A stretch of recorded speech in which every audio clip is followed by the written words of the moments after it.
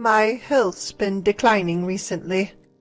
To support my mother-in-law with her health issues, our family decided to temporarily live in her house, and so began our days of being constantly bossed around by my mother-in-law and brother-in-law. Then, one day, as my husband was driving, a call came in from my mother-in-law on his cell phone. Because of the poor signal, we put the call on speaker mode. Is she still alive? Stubborn, isn't she? If I wasn't there, she might have seriously been dead. Unaware that they were on a call, the two began their alarming conversation. And just like that, their sinister plan crumbled. Next, they were to receive social penalties for their outrageous actions. My name is Wendy. I live happily with my husband Tony and our beloved daughter Vicky. Our daughter has recently started kindergarten, and she seems to be having a great time every day. Seeing her like this brings a smile to my face each day. Then one day, my husband got a call from my mother-in-law, Barbara. My health's been declining recently, she said in a weak voice. Barbara had suffered a stroke in the past, leaving her with a slight paralysis in her limbs. That being said, her symptoms were not severe, and she was able to live her life without major inconvenience, walking around with a cane. According to her, the after effects of the stroke seemed to be causing her pain. It's hard to live like this. I'm not getting any younger, and if something were to happen, I might not be as lucky as your father was, Barbara continued nervously. What about we all live at your place until your health stabilizes? Catching me off guard. What about your brother, Matt? As far as I knew, Matt, Tony's brother, was living with my mother-in-law. But according to her, Matt was busy job hunting and she didn't feel secure with him alone. I was torn. To be honest, I didn't get along well with Barbara. She always had a lot to say, and I had experienced her being rather harsh towards me in the past.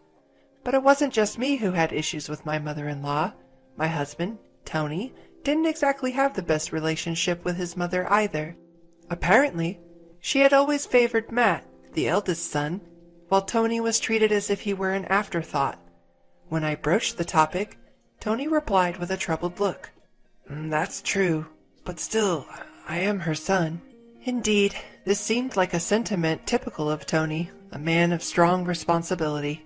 Out of respect for my husband, I agreed to the temporary move to my in-laws' house. Moving homes is a big deal. Fortunately, our home and the in-laws' home aren't too far apart. Our daughter Vicky probably won't even need to change her kindergarten. Also, Vicky herself seems fairly excited about the idea. So I convinced myself, thinking, it's just until Barbara's health improves. With that, we started our life at my in-laws' house. But my burden turned out to be more than I expected. First off, the house itself is pretty old, and its size means housework is quite a struggle. The time required for cleaning is off the charts. What's more, the volume of cooking and laundry has nearly doubled. I was under the impression that I'd just be helping my mother-in-law, but in reality, most of the housework fell on my shoulders.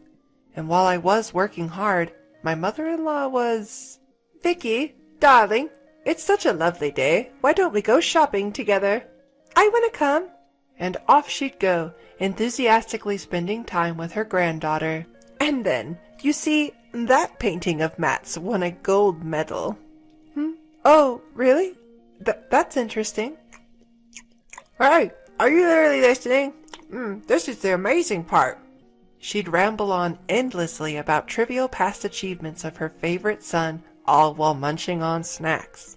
To be honest, it was seriously annoying. She seems to be in great shape. How is she in poor health?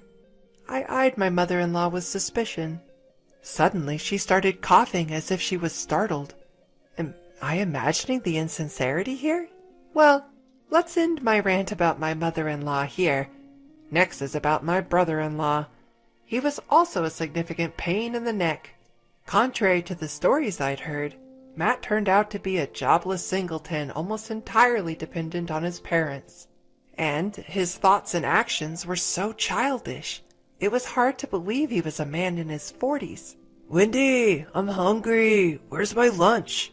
Wendy, why didn't you wake me up? I missed my favorite show. I found myself catering to him as well. Even Vicky, my daughter, helps out around the house. He seemed to think he was entitled to having others look after him. I'm not your wife nor your mother, I screamed inside my head. The fact that he called me Wendy Darling was also creepy. Moreover, there was something unnerving about the way he looked at me. So, I was leading a tough life, both physically and emotionally due to these two people, but one night, several relatives had gathered for a drinking party at our home. I went upstairs to fetch a fan to improve the ventilation in the living room. The fan should be around here somewhere.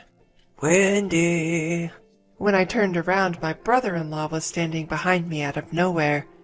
Then, with a smirk on his face, he said something unbelievable. Why don't you ditch boring Tony and start over with me? I couldn't believe my ears, but it seemed I had heard him right. He was ogling me with a lascivious grin on his face. He might have been emboldened by alcohol, but his remark was disgustingly crude to the extreme. Brother-in-law, you're clearly too drunk. That's not funny, even as a joke. Huh? Are you saying you want to reject me? I might spill your secret to Tony, you know. What? I don't know what you're talking about. I'm busy, so I'm gonna leave now. With that, I tried to ignore him and head downstairs, but he forcefully grabbed my arm out of the blue. Come on, I'm way better than Tony. Stop it! Just stop! Startled, I jerked my arm away from my brother-in-law. Unexpectedly, Matt lost his footing due to my sudden resistance. He tumbled down the stairs, ultimately hitting the back of his head against the wall with a groan.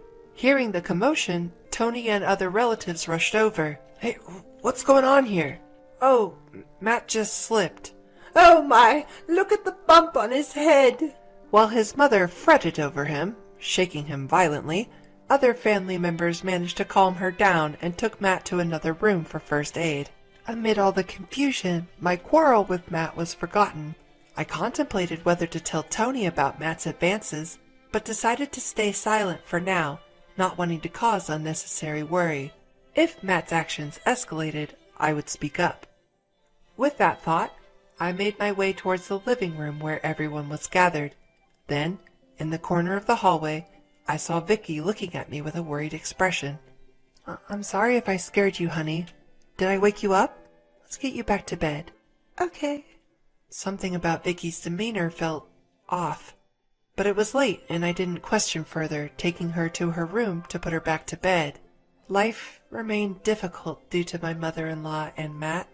Every day, I was forced to entertain my mother-in-law's uninteresting chatter and attend to my immature brother-in-law's needs. I felt like running away. However, Matt hadn't made any more advances since that incident. It seemed he had learned his lesson after my strong rebuff. With that, I felt a bit relieved and carried on with my life at my in-laws. But then, on a particular day, another unexpected incident befell me. I was having lunch with my mother-in-law as usual, when I suddenly felt dizzy after eating some tomato soup. Next, I was hit with intense nausea and difficulty breathing.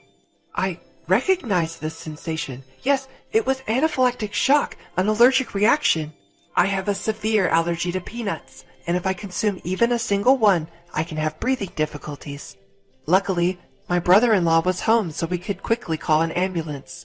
Seeing me in distress, he rushed to pull out his smartphone, his fingers seeming to falter. It looked as though he had become too flustered to remember the number. When I managed to gasp out, 911! He finally started pressing the buttons on his phone. Despite some fumbling, he managed to call an ambulance, and I was rushed to the hospital where my life was saved. Lying in the hospital bed, I thanked my brother-in-law. Thank you, brother. Oh, thank you so much. You saved Wendy's life. Tony cried, tears in his eyes as he grasped his brother's hand. Taken aback, my brother-in-law replied, a bit bashfully, Well, I just did what any person would do. Although I was annoyed to admit it, even such a despicable person can be useful at times. I had to admit, I saw him in a slightly different light after that. But, as much as I felt gratitude towards my brother-in-law, something else was bothering me. Why had I had an allergic reaction? Afterward, I stayed in the hospital for observation for one day. The next day, I was discharged without any complications and got into the car that Tony was driving to return to my in-laws' house. In the car, my daughter Vicky asked with concern, "Are you okay, Mom?" "Yes, I'm fine now. I'm sorry for worrying you." "I thought my heart was going to stop when I heard you had been taken to the hospital." I was careful with those ingredients, though," I said, tilting my head. Just then, Tony's phone rang. "Oh, it's Mom." Because he was driving, he quickly switched to speakerphone. However, it seemed like there was a problem with the connection, and we couldn't hear what she was saying clearly. "Hello? That's strange." After a few seconds, we finally entered a stable call mode, but it seemed my mother-in-law hadn't noticed. She spoke to my brother-in-law Matt with a troubled voice. "Seems the call got cut off." "Can't Tony even answer the phone properly? He's really useless." Their conversation made our faces go pale. "And she's still alive? She's really stubborn, isn't she?" "Mom, you shouldn't be saying things like that. If I hadn't been there, she might have really died." "Doesn't matter. It's just karma for hurting my precious Matt. Oh!" "Well, I did think it served her right." "So, what are we going to do about Wendy?" "Yeah, I'll try to win her over again. I think I can make it work this time. I mean, she probably fell for me again after this incident. After all, I'm her lifesaver, aren't I?" Unaware that they were being heard, they continued their alarming conversation. Meanwhile, Tony and I were left speechless, exchanging glances. Later, we arrived at my in-laws' house later than scheduled. "You sure took your time." "Tony, you should have answered the phone. I wanted you to get something on your way back."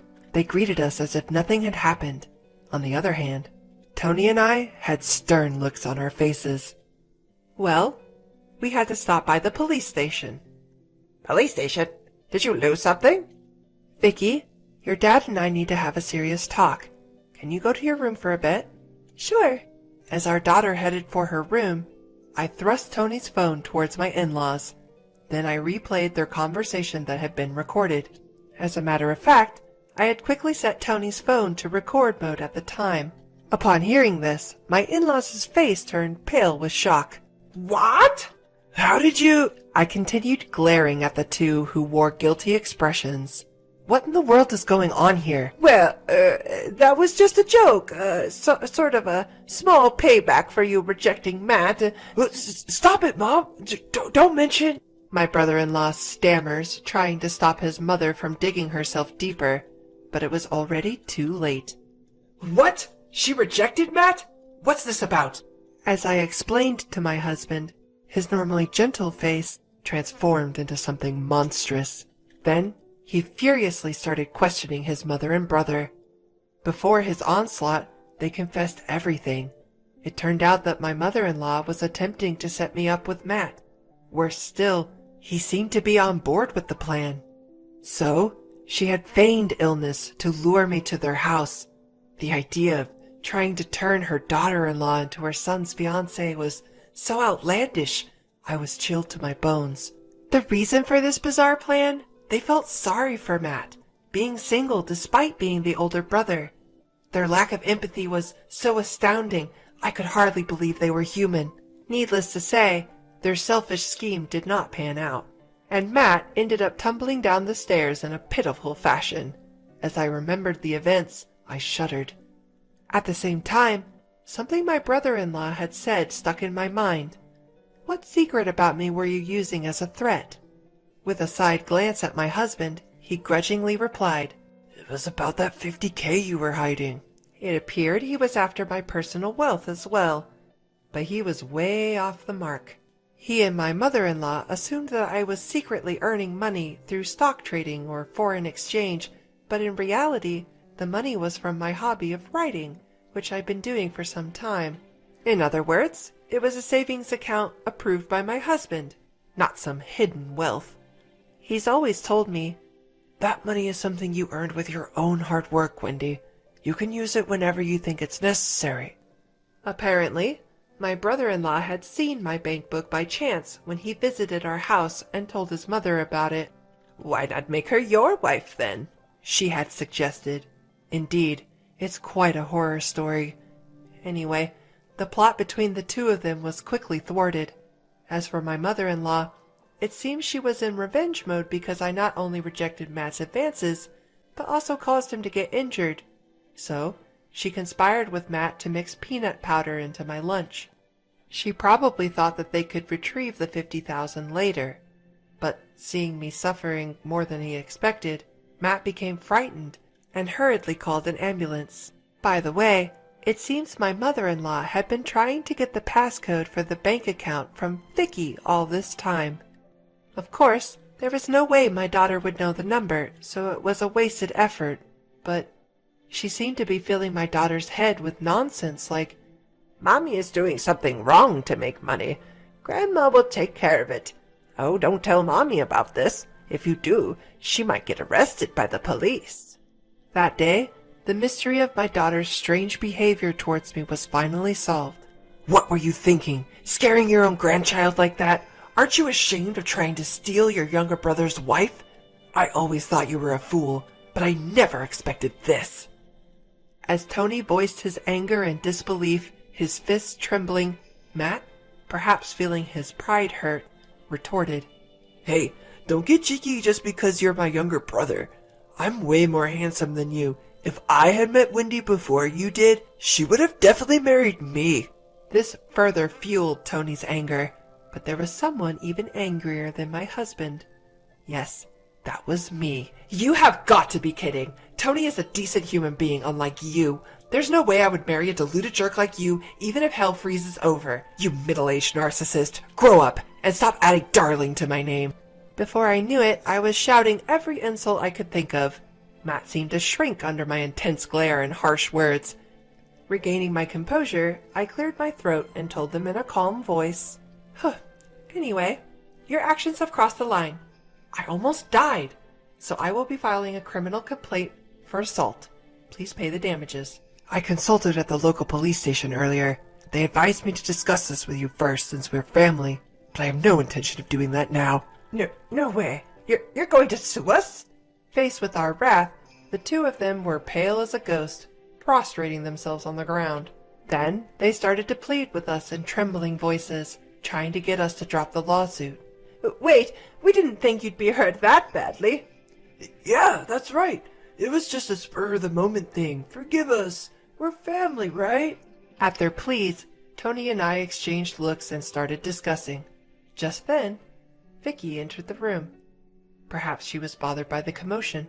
Suddenly, my mother-in-law said with a forced smile, "Oh, come on, Vicky. We're a little busy right now. Let's go back to your room." At that moment, I hastily called out to my daughter, "Did you by chance tell your grandma about Mommy's peanut allergy?" "Yes, she told me to tell her about you, so I said that even one peanut would make it impossible for you to breathe, and you'd die." As I gently stroked my daughter's head, I then sent a cold glare at the two of them. There's no room for sympathy here. Accept your social sanctions quietly. And so, the two of them, cast aside by me, were stunned and fell apart on the spot. Later, we hired a lawyer and formally charged my mother and brother-in-law with assault.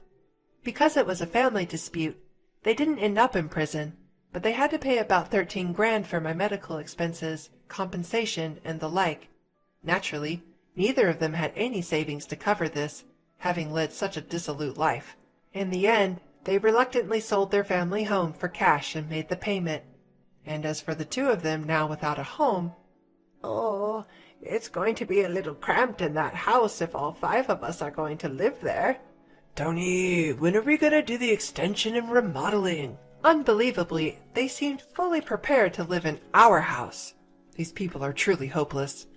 Of course, such a ridiculous proposal wouldn't stand a chance.